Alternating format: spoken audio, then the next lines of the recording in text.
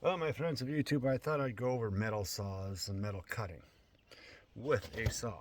Now, you can go out, you can buy a metal saw, and what the difference is between a wood saw and a metal saw is the RPM and the torque of the motor.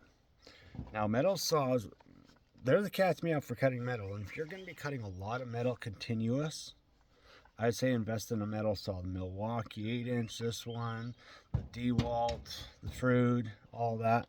Great saws. The Evolution is the cat's meow. The Evolution saws for cutting metals, and their blades are phenomenal. Love them. But if you're not going to be cutting it every single day and not being going to be using it every single day, you can use a regular woodworking skill saw. You just have to make sure the motor has enough torque to handle it and also put up with the heat that it's generated from cutting the steel. Now, the other trick too, when you're using a woodworking saw, you're going to want to go down and get a steel blade for the material that you're going to be cutting through, furious or non-furious, and you're going to want to make sure the blade's RPM is within the specs of the saw's RPM. I use the Diablo metal blades all the time because they're speed rated for my saws. I use my rear handle Milwaukee because it's got the torque and the power to do it.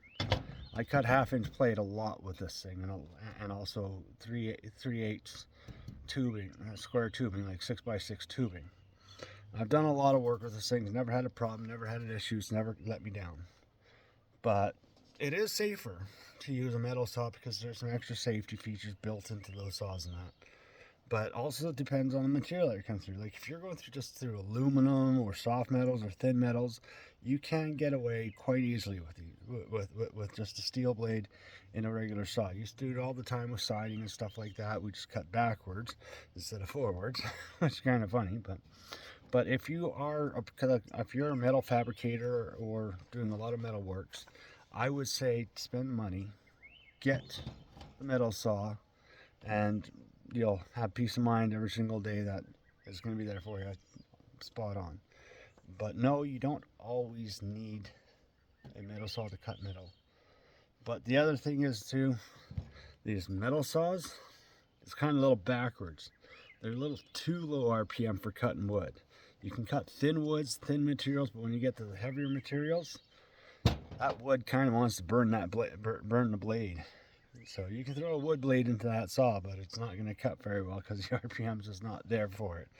But no, you don't need to have a metal saw. So if you have a spare old corded, like old DeWalt, or one of the big old heavy Makitas, or the old corded ones, you can go down, get yourself a Frood blade, and put it in. Don't use the cheapo ones because, well, they're just going to fall apart and crap out. But if you have a good old high-end corded, get a metal blade, and that will get you by just fine. But like I said, if you're going to be doing it constantly, every single day, day in, day out, make the investment, get a metal cutting saw. And for blades, I go with Diablo and I go with the Evolutions. Those are the blades that I trust, that I know, that I've worked with, that never let me down and are always dependable. So I hope this guy's helps you out with information. I hope you learned something from it. And I hope you guys have a great day. And I'll catch you all on the flip side.